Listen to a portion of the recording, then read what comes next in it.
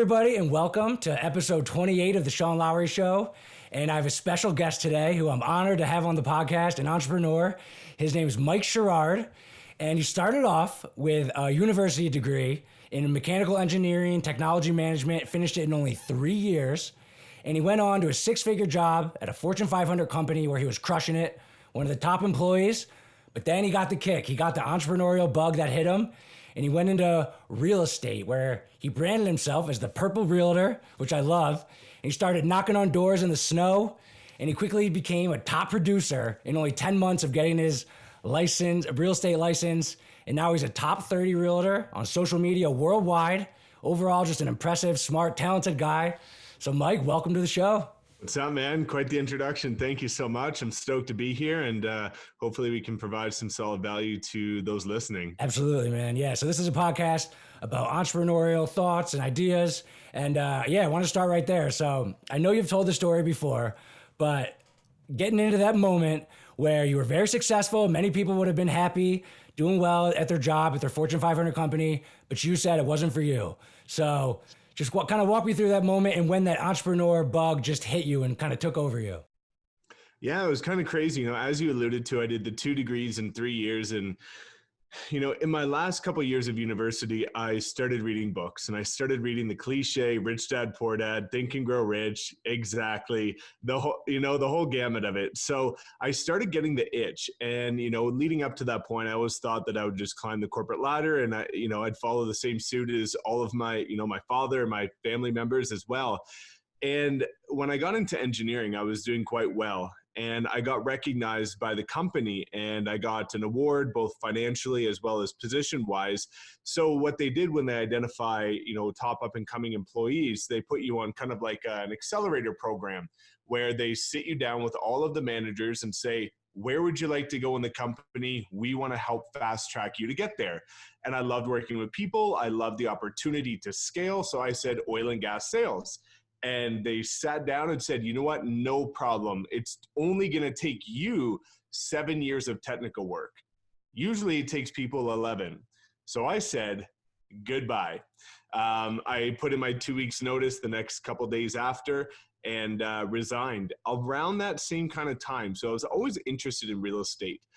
And around that same kind of time frame, I was buying my own house. I was 22, and the quality of the agents I was working with just wasn't that high. And I started talking to my other friends that have bought houses recently, and they said, pretty similar feedback.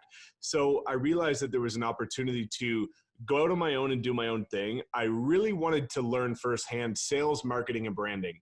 So real estate allowed you to do that. It was a very low barrier to entry. I never thought I would become a realtor. I always loved the investing side of it.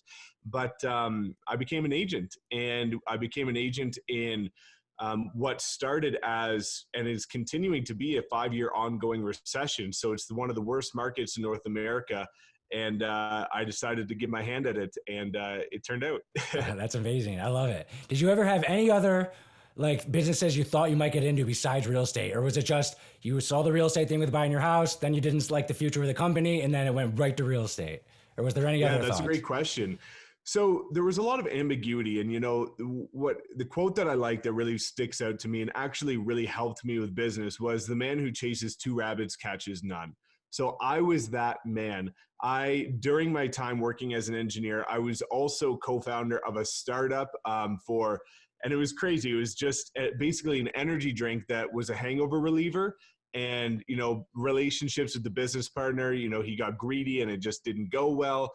So I left that, and that died. And that was while you were at your Fortune 500 job? Yeah. Okay. Yeah. That's while I was working there. And I was working on a bunch of other startups with other people and advising, and kind of dipped my toes in a couple different things. And I just realized, I have to take a step back, because I know personally that if I can hone in my focus and dial in on one thing, I can crush it. But I was trying to do all these little things here and there. So I was being mediocre and very unsuccessful at a lot of things instead of channeling my efforts and my focus and dominating one thing. So when I said, I'm going to give my hand at this real estate thing, I went all in on that. I canceled everything else and I just honed in my focus. And I think that was one of the biggest decisions that allowed me to step up to the plate and grow quite quickly in this industry. I love it. Yeah. My favorite things that I learned about you about when you started real estate was, one, obviously the knocking on the door in the snow. Yeah. That's just, first of all, that's like a badass way to just start sales door to door, getting rejection. But I also love how you flipped it and took pictures of it and then branded yourself as, hey, I'm going door to door, which exponentially made that act even more powerful. And then also you use, I know how real estate people do, the standard pamphlets, standard marketing. You decided to use social media to kind of launch yourself. And that is amazing. I love that about your story. But when you started, the focusing on one thing, your focus was to what? Get listings and sell them, right? Like just straight up real estate sales. Like that was your first goal that you focused one thing on? Yeah. So, you hear whenever you get into real estate, you hear everybody saying, oh my gosh, you have to start working with buyers first. And you have to, you have to ease yourself into it. And I was like, I don't have time to ease myself into anything. I love Give it. me a break. Yeah. Right. So, and the best entrepreneurs, they take the standard path and just throw it out. And they're like, I'm doing my own fucking thing. I'm just going to do it my own way. And that was basically your approach, right? Like that's badass. I love that. Exactly. I was talking to Jesse Itzler and he's like, yeah, he's amazing. That's so cool. If you had the rule book and you could throw it out the window, how would you run your business? And that's exactly how I did it, which, you get some love from that. You get some hate from that. You get people that, are strong, loyal brand advocates for you. You get some people that send you all kinds of BS messages, but Absolutely. I did it my way. And the door knocking was great because I was 24 at the time. Right. I was not from the city. I had no experience. So I didn't have the luxury of just reaching out to all these people and say, hey, are you looking to buy or sell? I didn't have a network. Right. So I said the two ways that I can get in front of the most amount of people is put the boots on the ground and start hustling and then blend that with the exponential reach of social media. So like you alluded to, first day license, -5 in the snow, in the dark, went out door knocking, got 2 listings at 700K. And then that's amazing. Kept her going. That's amazing. So yeah, your first intention was just straight up real estate. And then when you started your first social media accounts, I know you mentioned you weren't, I was listening to one podcast where you said, if you look back on your Facebook, you made fun of people taking selfies. So I think a lot of people, especially entrepreneurs, have shifted their thoughts on that over time. But when you first made your Instagram account, your intention was to just probably local in the area, get people to know you so they would list with you, right? That was your first intentions with social media. So you've had huge success, and I know you've talked about the success of building up your list and everything, but jumping forward a little bit, right? So now you started this when you were 24, and that's when you were doing the door-to-door stuff, right? And that was about 3-4 years ago? Yeah, so I just turned 27 a month ago. Okay, so not that long ago. Man, that's great. You're so young and successful. But so now, what are your top priorities? Have they changed over the past 3 years? Yeah, definitely. So, it's sometimes tough to talk about this because I know a large audience of mine is real estate agents, but I never got into the business to be a realtor for a long time. Again, as I mentioned, I wanted to learn sales, marketing, branding. And in 2.5 years, I learned those skills through trial and error, failing lots, winning lots. And now my focus has changed. So last year was a pretty cool year. Last year I did 0 prospecting. I never called one client. I never did any lead generation. Wow. And I was still, as you can see behind me, a top producer at my brokerage. And all of it came from social media, which was pretty powerful. Wow. So still was 6 figures last year. And what I realized is I love the branding and the scaling. What I wanted was to allow other people to get the same results as me because, about 2 hours ago, I got a call from a lady from Beverly Hills who has a property in Calgary. She's in her mid-50s, and she said that she was looking for an agent, found me on social media.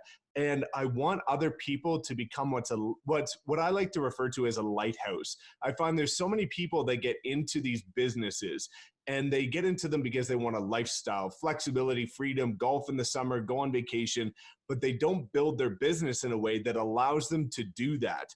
I've done that. So what I want to do going forward is help make sure that I can help other people create those lifestyles because the analogy that we like to use is a lot of people run their business like a tugboat, where every day they put the suit on, they get in their boat, and they have to go out and find clients, bring them back to shore. And the next day they put on their suit, go in their boat, go back to shore. And the way that I like to do it, and the way that a lot of my very influential, successful friends do it, is they just become the lighthouse and all the boats gravitate towards them. So if you can become a client magnet where people gravitate towards you, regardless of your business or industry, your business is going to not only flourish, you're going to have a lot more loyalty, and you're going to have a lot more scalability as well. That's such a good analogy. And real estate is like your base. That's your beachhead strategy. That's where you start. And that's where a lot of like your listeners have gotten a lot of advice from you in real estate. So if in the first year of your business, say you spend 100% of your time focusing on the real estate, like how much time would you say you spend now? Is it, I mean, people call you and they already know you from the lighthouse strategy. So that's probably still sometimes just answering the call, signing the papers, but is it still if you spend 100% of the first year, how much time percentage wise would you say you spent on the real estate business, like in the past, most recent time period? Yeah. Over the last kind of 6 months, I only spend about 15-20% of my time on real estate. Okay. So I'm adjusting a couple of things that I'm doing in the real estate business. I'm launching a mastermind for agents so that we can help others, do something similar with their business. And then my new focus is of course on the new agency that I'm launching. So real estate's going on in the background. It was a fantastic opportunity for me to learn a lot of skills that, I can now transfer. And that's one thing that I hope that those listening take into account is I got a lot of people reaching out to me when I made the switch from the corporate world to real estate saying, well, Mike, do you regret your degrees? And I said, of course not. At the end of the day, what my degrees taught me was time management and work ethic. Right. And those same skills are why I succeeded so quickly in real estate. Similarly, with real estate, I learned sales, marketing, and branding. Those same skills are what allow me to be the catalyst to basically launch a new business that is going to be successful as well. So everything that you're doing, you're supposed to be able to take something productive and positive from and implement it into your next strategy. So yeah, not a whole lot of time spent on real estate anymore. I put out a lot of content for agents. I know you put out tons of content. But in terms of the sales aspect, I've got it pretty much dialed in right now. That's amazing. Yeah. So that kind of brings me back to this, like, I think it's such an interesting topic, and it's the focusing on one thing. Actually, my fourth podcast, I took a clip from Gary Vee, who I'm sure you know and love. I love him too. And I was like, I love Gary Vee, but I had this clip of him where he's like, entrepreneurs, they can't focus on one thing. I got to do this. I got to do fucking that and fucking that and fucking that. And I was like, this is an interesting clip right here because my business, I have an e-commerce business. I had to pivot a little bit, and I have a very successful business, United Monograms. It's like a personalized clothing for girls. I run it with my fiance. We have 13 employees.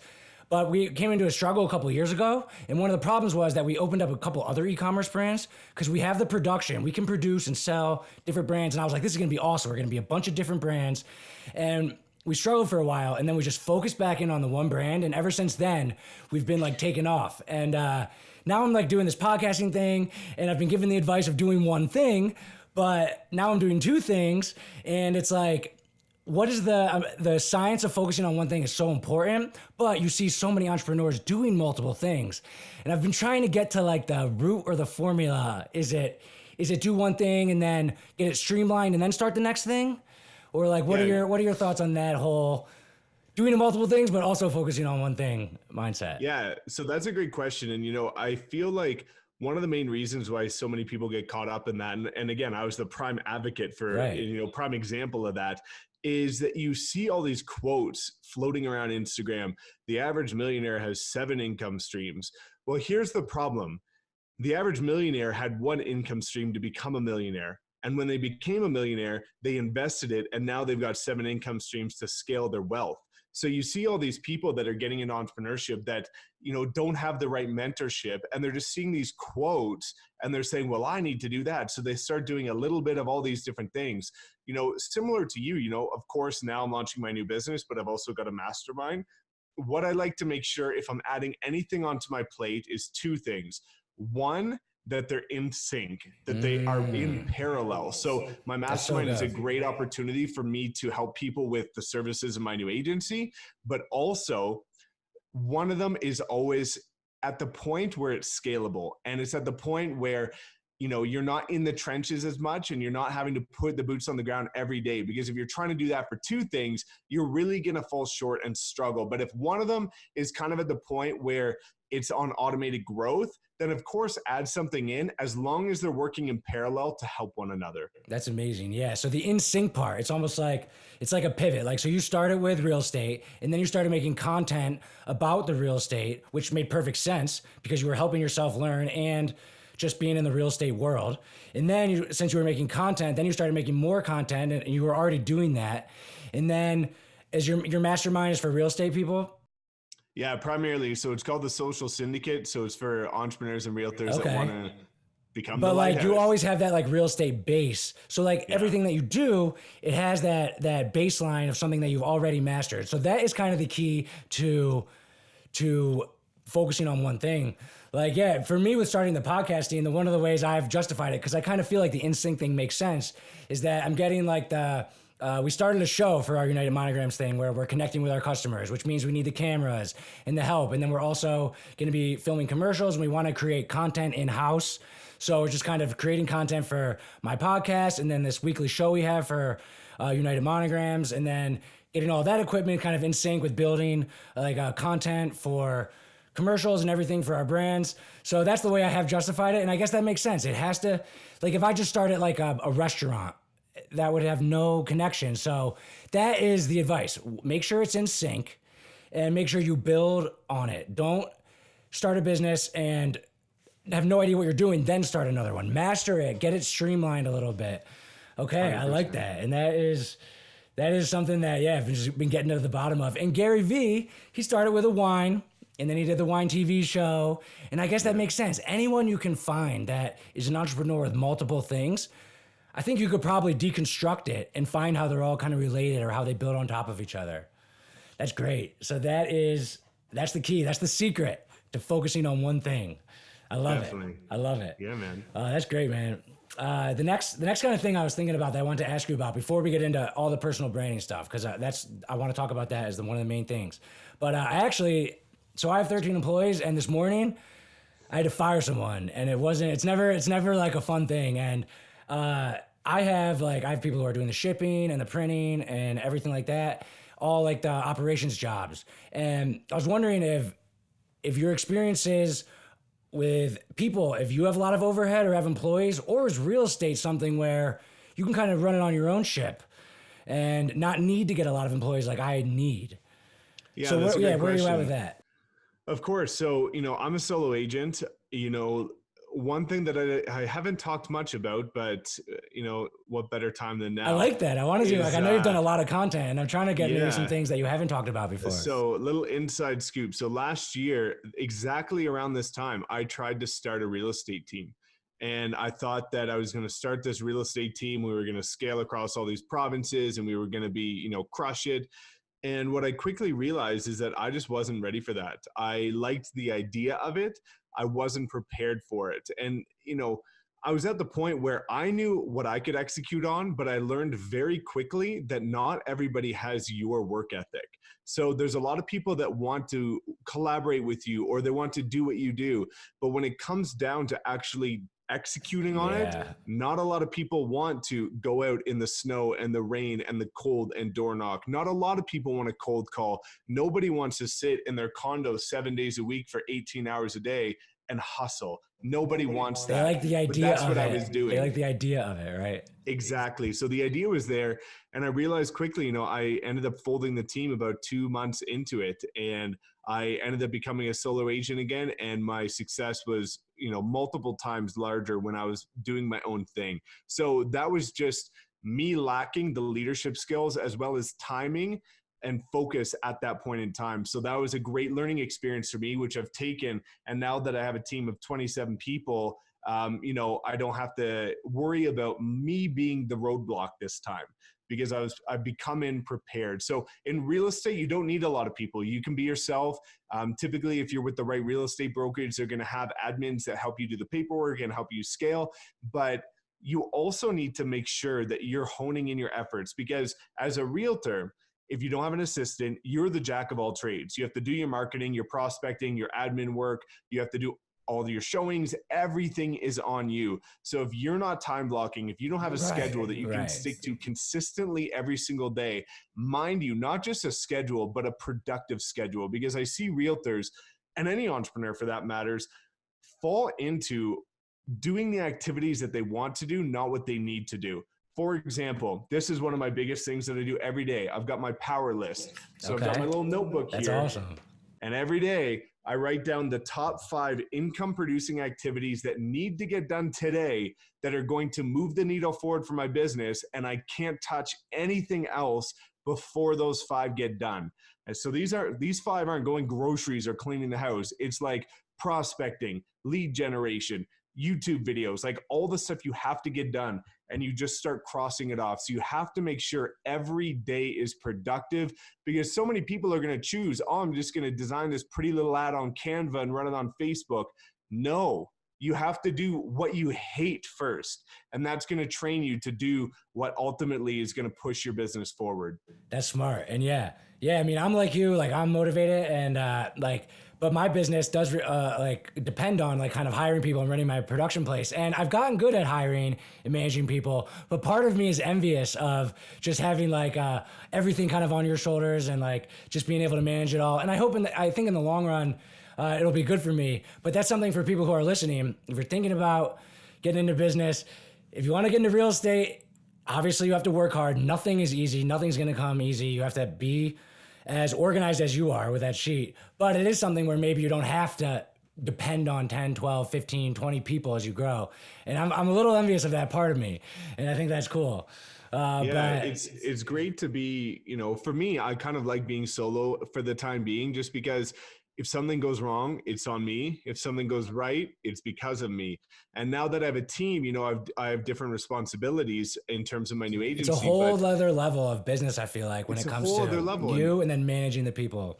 Exactly. And I'm like right there. Like, and it's quite a challenge, I will say, but. So one thing I talked about on a recent podcast, because the host asked me, if everybody has access to the same information, why do only some succeed? Because the failure rate in real estate is 87%. Wow. In the first 3 years, right? Wow. So this is one of the big problems again, is the fact that everybody can do exactly what I did. Everybody can crush it on social media. Everybody can get listings from door knocking. Everybody can become a top producer in their first year. The only difference between me and those 87% is I execute. I don't just look and consume the information, because there's a problem. And I see this with every mastermind I go to. I see this with every place I go speak, is that you get these people that are serial learners, and you always have to be learning, but they're reading every book under the sun. They're going to every seminar under the sun. They're going to every mastermind, and they never take action on the stuff they learn. Read one book, implement it. Go to one seminar, write it down, action. Go to one mastermind. Again, everything that I do, every time I have an opportunity to learn, I write it down and I execute on it. And I think that's one of the biggest differences between the entrepreneurs that are, scaling and surviving, and the ones that are struggling. That's serial learners. I think that's so interesting.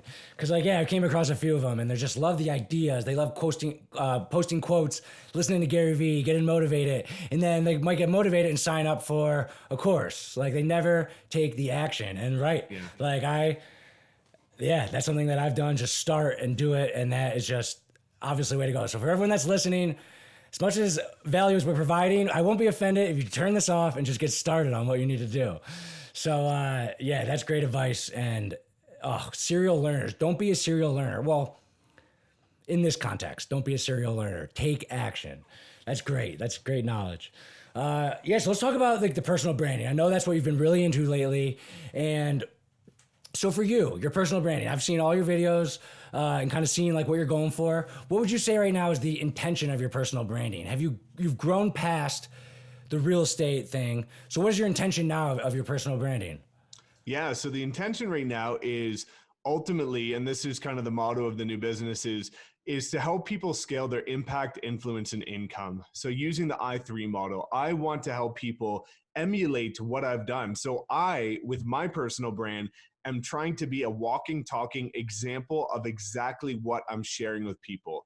And that's basically what I'm trying to do is show the execution of exactly what I'm talking about. Because you see so many people that launch a new business that caters to these entrepreneurs, but they're talking the talk and not walking the walk. So I'm doing the work. I'm in the trenches. I'm using my team for the content. I am the brand ambassador, and my brand represents exactly what I'm telling people to do. So I want people to look at me and say, I would like similar results to that. And we now have a catalyst to help them do that. But ultimately, I want people to be able to look at my brand and say, I can create a lifestyle. I can leverage these tools in order to do a different business. I want to do something like that. And that's why you're sharing to like let people know. I saw one of your recent stories. You're like, this is all the things I accomplished today. And you were like listing them like, cause you're showing people that you're doing, right? That's a big thing. But also, a big part of my personal brand is there's 3 components: authenticity, transparency, vulnerability. Okay. I share, and if you follow me on Instagram, you're going to see I share every time I have a bad day. Every time I have a bad day, I share that message. Every time I have a win, maybe I don't always share that message, but I like to inspire people. But I want my personal brand to be relatable because, again, I'm in the coaching group with Andy Frizzell and Ed Milet. While everybody looks up to them, sometimes they're unrelatable because they're worth hundreds of millions. They're so much further ahead than we are that sometimes you can't put yourself in their shoes. But for me, I want people, and I got a message today for a guy that changed his life around last year, and he said, your stories is one of the biggest things that helped me get back on track. All I want is for people to be able to relate to me, and I want to show the real journey, not this fake Instagram guru stuff where it just looks like a walk in the park and everybody's pouring out money from machines. Like, it's real. It's a real struggle. There's good days, there's bad days, there's sad days, there's happy days. And I want people to look at my brand as something that they feel they can put trust in and they can relate to along their journey as well. Do you love that feeling when someone messages you and says, hey, you helped like turn me around? Like, I'm assuming that's just a great feeling, right? Is that part of what inspires you? Exactly. I started getting those messages about a year and a half ago, probably this time last year when I started getting featured on some of the big real estate podcasts. And I had people telling me where I explained how I left the corporate world, saying that I helped them lead the corporate world. Now they're top producers and now their life is different. So I get these messages often, but the emotion and the impact on myself, it never changes. It's like awesome. I receive that message for the first time every time. It means the world to me if what I do by being the most real and authentic version of myself can make a positive impact on someone's life. There's no greater feeling than that. What's a better feeling, that or selling a house? Well, you just said there's no greater feeling. So there's no greater feeling because now for me, house, I sell $3 million houses. I sell $300,000 condos. Transactions don't faze me anymore. They just simply don't. A deal's a deal, but making an impact is something special because you are changing a life. And it doesn't matter if you do 1,000 deals, doesn't matter compared to you having that level of impact on somebody else. That's awesome. That's so cool. One thing I see you doing a lot of, which I haven't been doing and I want to ask you about, is just talking to the camera. Like, I guess, like, do you see that as something that is very clear that people like to see and they react to well? That maybe that's part of the authenticity?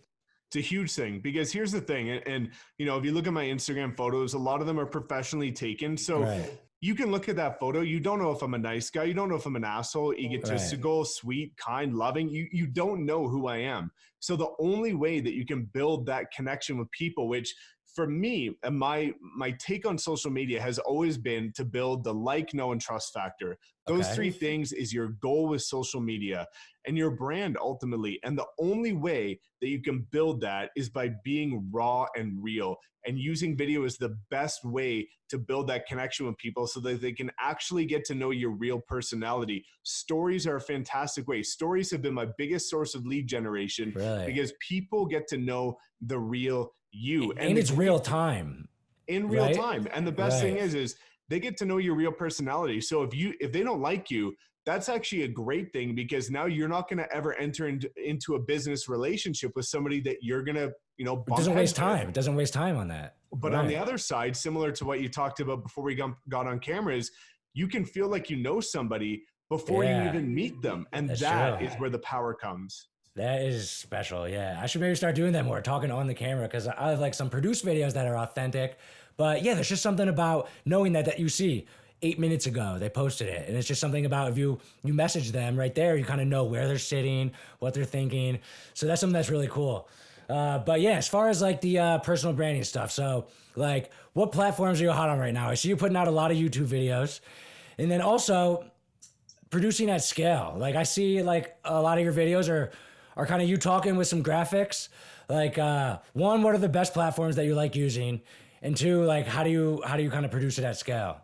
Definitely. So, ever since I started getting on social media, I always used Facebook with the intent of lead generation, Instagram for the intent of building brand, and YouTube as sort of a hybrid. So now I'm primarily going hard on Instagram and YouTube. I find, Instagram is great for the real time stuff. And then YouTube is the most powerful because it scales over time, right? The problem with Instagram is you put out a post today and in 2 weeks it's dead. Nobody's ever going to look at it again. But with YouTube, you put out a video today, it could have 50,000 views next year, Right. and suddenly it's a 24/7 lead gen Right. It's asset like for you. evergreen content that like lasts, right? Exactly. So, and Yeah. producing at scale is exactly what I'm trying to do, and exactly what my new business does. Basically, is where I found that last year I was burning out. I was recording my own content, editing my own content, uploading it, doing everything, and I was trying to do that for every single social media platform that I was active on, and it took up a lot of time. And The again, going editing. back, it The was editing's hard, it was man. taking away from your income producing activities, which is the biggest no-no in entrepreneurship. So now it's all about repurposing your content. So you create one long form pillar piece of content, you repurpose it specifically for every platform you want to have a presence on. And now with one video, you can have a week's worth of content. That's amazing. Yeah, just the breaking it down to little clips and everything like that. And do you run ads on Instagram and Facebook? Are you like into Facebook ads? So No. I've gotten great results with Facebook ads. So that's one of the biggest things that helped me scale my real estate business, as well as win a lot of listings, because I could prove that I was getting your home in front of more people than other agents in the city. Right now, I haven't had to. So Okay. right now, a lot Hey, of if my you don't need stuff is to. just, yeah, it's coming organically. So, with some of the new stuff I'm going to be launching, there is going to be some paid marketing to it. But again, a lot of what I've done, and this, if I can get one message across to people as well, last year, 75% of the stuff I did was for free. Over 100 YouTube videos, an Instagram post every single day, answering phone calls to every single realtor that reaches out and wants my help. So 75% of my year was done for free. But now everything that I'm launching has a core foundation of people that are signing up before I've even launched it, because they believe in what I have to offer, because I've given so much value for free. And a lot of people struggle with that with social media. They say, well, where's the ROI? Where's the leads? Where's the business? And I took the long-term game, similar to what Gary talks about, is the fact Right. that I just gave value for a full year straight with no expectations of anything in return. But Right. now that I've got a loyal, dedicated audience that believes in what I have to offer because they've seen what I can give them for Right. free, now when you roll out something that costs a couple bucks, they're willing to invest in that because you've proven yourself. Yeah, that's amazing. And yeah, I run tons of Facebook ads for my actual business. That's like a foundation because we sell products. But yeah, as I'm starting my podcast, I'm not even thinking about making money with it. And it's nice that I have that business for like income and everything. But yeah, it's kind of the same thing. I've just been saying I'm doing it for fun and just trying to provide value and not even thinking about monetizing. And I'm much earlier than you. But that's and I kind of learned that from Gary too a little bit. And yeah, I mean, you can't just be reading ads on your first thing and have people expecting to enjoy that. So you're somebody who has, you said 75% of your year, you gave away value for free. And now you're just kind of starting to create groups and do things to monetize it. And that's so impressive. That's amazing. And I love that. And you'll probably end up giving away more than you get back. But if there's so much to give and you get back a good amount, you can be very successful from that. What does Gary say? The 51-49 thing. Yeah, it's powerful, even for the new business. Like at the end of the day, we've got so many people signed up before we've even shared our brand name, our business, our website, any of that, that our business is going to be profitable after our first month. That's amazing. So I'm getting a lot in return, but it wasn't by expecting anything. It's just the fact that now people see that I'm A, solving a problem, and B, I was the guy walking the walk. I have the results. I'm not talking based on Credibility. theory. I proved it, I've done it, and now I can share it. That's amazing. So you're at a great point now where you have all this good stuff coming in. But I want to talk about like the haters when you first started, right? Like getting some negative backlash. I'm kind of at that point where I'm just kind of beginning my journey, and I post something on like Instagram. I'm like, well, like my aunt is going to see this. And like, you just kind of got to jump over that like fear a little bit of the people who know you one way. And now, you know, they're going to kind of see you the other way. Like, did you have that early on? Do you still have that? What are your thoughts on just kind of gutting out there, facing the fear of putting yourself out there? Yeah, trust me. I don't know what the language is on this podcast, but I You could can say go whatever you off want. on this. But man, I've received some of the craziest messages. Like I remember about a year ago, I received a message on one of my YouTube videos where I talked about how, you know, the pros and cons to joining a real estate team. And there was a guy on a real estate team that commented on the video, local guy here in Calgary, who I know, and said, you know, just something along the lines of, I wish, you know, not everybody has the bank of mom and dad to get to run Facebook ads like you. And I was like, okay, my parents don't have any money at all. I make more than both my parents combined. I heard your story before. And You always said you started middle class. Like, yeah, like again, so you just made that up. I make more than both my parents combined right So now. yeah, And even get I'm like, that yo, from? do you even understand Facebook ads is like $10 a day, brother? Yeah. But I've received savage messages. I received a message the other day just saying, hey, Mike, I noticed that you don't get as many likes on your photos anymore because I dropped a couple engagement groups. And they're like, are you afraid that everybody's going to realize you're a fake and a phony? And I was like, yeah, because the top producer plaques don't prove otherwise. I'm like, man, I get this stuff all the time. But here's the thing. That's 1% of the messages I get. For every one of those messages I get 10, 20, 30 messages from people saying I changed their life based on what I've done for them. So for me, you know, it doesn't faze me at all. Like people ask, you know, does that bother you? Does that come into effect? Listen, man, at the end of the day, if somebody has the time to go reach for their phone and write a message to somebody they've never met that's hateful, I feel so bad for their life that it doesn't, I feel worse for them than I do myself because yo, your life sucks. If you have the time and the mental capacity to send somebody a message like that you've never met, that's on them, man. They can send me that shit all day because it doesn't fucking matter. Right? It's almost like if you're just starting and you get some haters, it's like, hey, that's a good thing. Man, I get so many messages from people being like, you know, Grant Cardone, Uncle G always talks about if you don't have haters, you're doing something wrong. And it's not that I want haters, you know, but the problem is I don't do anything wrong. I literally sit in my condo. I don't look at anybody else's Instagram stories. I don't follow a single realtor in Calgary. I don't talk about anybody. I don't look at anybody. I don't have time for anybody else. I just sit here and do my thing. So if that evokes that kind of emotion in you, that's simply a reflection of your own life, not what I'm doing. Because what I'm doing is positive. What you're doing is the opposite. Yeah. So you just can't be fazed by it. And don't let it. Don't let it. Yeah. And what they're trying to do is they're trying to egg you on. They're trying to get some sort of reaction. So if you let that get to you, they're winning. But if you just brush it off, like for me, this is, again, going to sound crazy, but I've got a blocked list on my Instagram of over 200 people.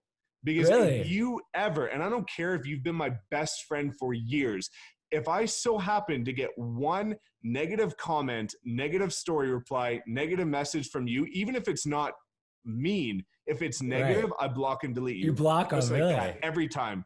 I blocked and deleted friends. Like that's crazy. You said over 200 people on your block list. That's crazy. I always think like I don't want to block people. Like let them do it. But that's interesting. That's I blocked them. I do not have the time for any negativity. So there's no point in me seeing your face ever again if you're gonna shed any negativity on me and my business. So I block and delete them. I move on.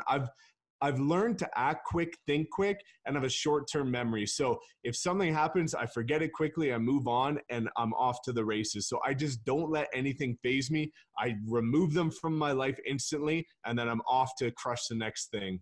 I love that blocking thing. That's funny. And like, that's something I haven't heard before. Like, I guess, I haven't got to the point yet where maybe like, if I get a negative comment, which I have got some, people say I got a bad raspy voice. What do you think about my voice? You think it's all right? Oh, it's gorgeous. I've been trying to work on it a little bit. Man, look But at I've got Tony some comments. Robbins. He's got the raspiest He voice does. in That's the true. world. That's true. So yeah, just have to get used to it. But yeah, I've got some comments like that, and like I haven't even thought of. I'm like, should I block or this person? I'm like, no, you know what? Let's just leave it there. But You know maybe what's if the it gets to a problem? higher level, That get it out of there. this brings up a great point because I'm doing 75 hard Andy's Fitness Mental Challenge, Okay. and I was posting every day when I was completing a day. And I had somebody reach out and being like, are you doing this for yourself or are you doing this for Instagram? And I was doing it just to track it myself. And we have a Yeah. group of other people that are doing it. So we were all posting it. And I took a step back and I said, I wonder if you would ever send Andy a message saying, are you doing this for Instagram or are you doing it for yourself? Right. Similar to your voice, nobody sends Tony Robbins a message being like, hey, you've got such a raspy voice. Right. Because he's Tony Robbins. The only reason why we are getting any of this sort of negativity is because we aren't quite there yet. So they think they can pull us down because we're, Right. on the rise. Just Right. wait until you make it, and then Right. nobody's going to say a peep. That's a good point. When they see a chance to pull someone down, that's when they want to do it before you get there. They're trying to get you when you're vulnerable, but as soon as you Right. become the king and dominate your own life, they won't say a word. And I think that for the people listening that are starting in business or personal branding or anything, that is an important thing to know because don't get pulled down when you're at that point. I think you just kind of have to keep pushing, keep fighting through it, keep producing, keep doing what you're doing. Like for me, this is my 28th podcast. I said I'm going to do 100 podcasts in 100 weeks, and then I'm going to reevaluate at that point, and I'm not going to stop until then. So I'm like a quarter of the way there, and nothing's going to stop me from doing 100. I'll reevaluate then. So like any hate that I get along the way, if it gets worse and worse, like I'm just going to deal with it until 100. And I think that that's a good thought process. And I think a lot of the people might get that negativity and that reaction and stop. And that you just have to know going in to not be negatively affected by that. And if you have that mindset going in, I think you'll be fine. You just got to push through, right? If you are putting yourself out there on social, you are basically raising your hand saying that you are opening yourself up to those opportunities, right? Which is negativity. Because if nobody knows you, nobody can say a thing. But if you're putting yourself out there, which is a byproduct of building your personal brand, naturally that's going to happen because people can now see what you're up to. So it's a part of the business. It's a part of the process. Yeah. Just don't let it phase you. Yeah. And I'm always justifying it in cool ways. I'm saying, hey, if it ever doesn't work out, it'll be awesome to just show my kids one day, like all these recordings and these podcasts. And like, I was thinking about that with social media and putting stuff on there, right? Like my great-great-grandpa, I might have one picture of him. I don't even know his name. I think he might have been an Irish drunk, but like, isn't that kind of cool? Like your great-great-great-grandkids will have all this like information about you. And like, I always think that's a cool byproduct of putting yourself out there, podcasting, putting on social media. Like I would love to have that of my great grandparents one day. And definitely, you think that's cool? You ever think about that? Of course. Cool.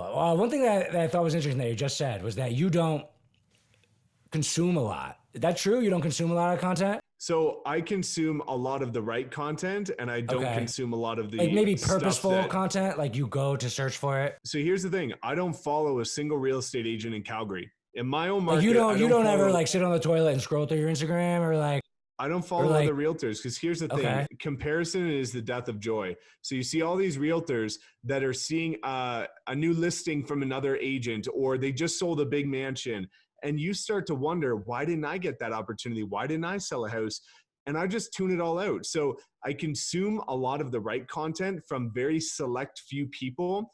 I don't do a lot of scrolling. I more so use Instagram to analyze my own insights. So I look at who watches my story. I look at the analytics behind my posts, but I don't, maybe there's about 20 people that I actually engage with their social media content. Otherwise, I don't look at a single person's story because I just don't care. I have so much to do that I need to stay focused. And if you start getting distracted and continuously going down the rabbit hole of what others are doing, trust me, you're going to be taking a lot longer to get to do what you want to do otherwise. Yeah, I think that's great advice. Don't compare yourself to others because it can just stall you. It can just throw you off. Some things are comparable. So I think you should just be comparing yourself to yourself. And that's the best way to go about it. But for the social media, like, so I know that your most popular video I saw was this TikTok video, right? So that's hot right now. So did you ever get caught just going through TikTok and scrolling through the videos just for fun for that? Honestly, man, Because I just happened to me. I'll admit it. I hate TikTok so much that I You hate literally it? post and I get the hell off there. I Yeah. I haven't scrolled on TikTok once in my life because Really? I do not like that platform at all. I have a presence on there because I understand it's You relevant, get and it. that's You get it. that's important for anybody that's building their brand or understanding social, that you have to always exploit what's relevant in Why today's do you hate world. it? Why do you But hate it if you never tested it out? Do you hate like how you have to produce the content, or yeah, do you I'm hate not a that it's fan just of how you younger have people? to produce the content. I'm not a fan. It is harder to produce on TikTok. Like if you want to do a video, I feel like you need to be like prepared and like I feel like it's like difficult to produce a good TikTok. Yeah, you can. My business is now going to start repurposing a lot of my content for TikTok. But again, I find that if you start to be very active and very present on too many social media platforms, again, it takes away way too much of Yeah, your time. So Instagram and YouTube are my jam. The that's others your I jam. will have a presence on, but I'm not going to But be you actively repurpose for scrolling them. and doing stuff. But again, yeah, like you said, it's just from repurposing. Just from repurposing. Okay. I Yeah. saw you had like that Monster Energy drink on TikTok. That one was made for TikTok, wasn't it? And that was made for TikTok because I was You're like, just probably playing around, well, my right? problem was I was just about to upload a YouTube video that day about why you should be using TikTok, and I didn't post a TikTok video. So I was like, I just picked up an energy drink. I might as well use this for a prop. Yeah, my TikToks are so stupid. It's literally me just like playing around or using one of like me coming out of a trash can, just like kind of messing around, getting to learn how to use it. Yeah. But I also am like careful about where I spend my time. But for fun, I have just like scrolled through the TikTok and I've got lost in there a couple of times just because it's funny. And I do get how it's popular with that audience because you can get lost in there and it's funny and it's trendy. I'd be curious to see though how TikTok will go because it does have that like trendy element to it, kind of like Vine.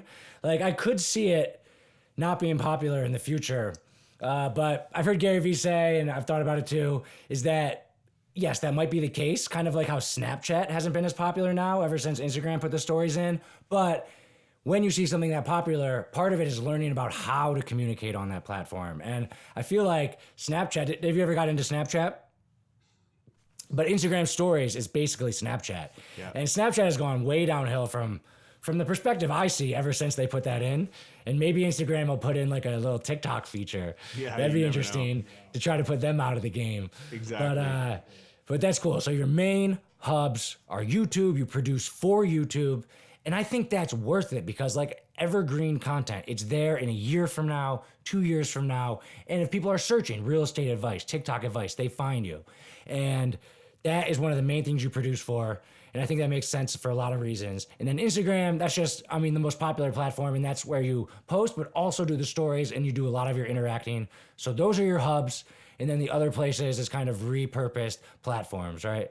Exactly. And YouTube's not also so powerful because it's another income stream. Yeah, I get paid on my YouTube Okay, videos I now. was wondering about that. But so I'm a YouTube partner, so now I get paid on my videos. But also, if you Interesting. look, I made tens of thousands of dollars last year from the courses that I have linked that I've created for Instagram and Facebook for realtors that I link in all my videos. I've done Okay, so that's not through the partnership. That's through the links in that's your through YouTube. links of courses that I've created. So I do zero paid marketing. I barely even mention them in any videos, but the links are there. And again, last year I made tens of thousands from people watching my videos, clicking those links. So if you can translate and turn YouTube into an asset that generates income from some of your other business, side hustle kind of deals, then it's a very successful and lucrative opportunity and platform.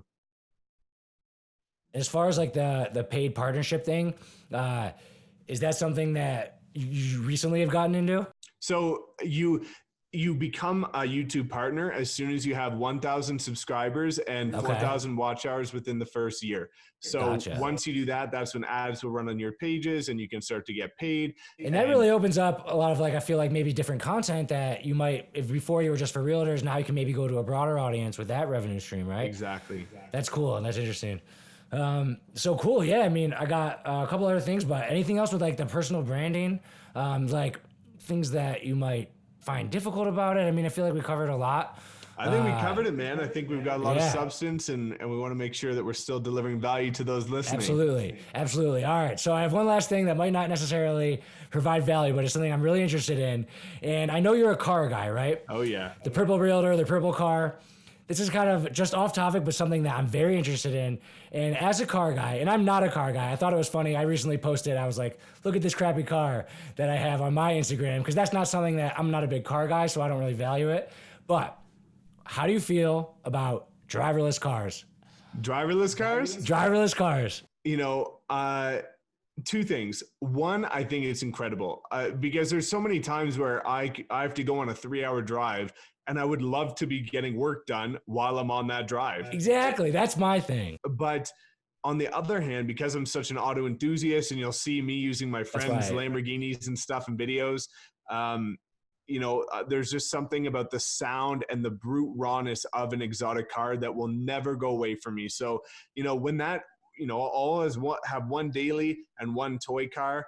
And, when those driverless cars come in, you better believe I'll be getting it because you can be more productive. But I love that. There will always be a place in my garage for an exotic.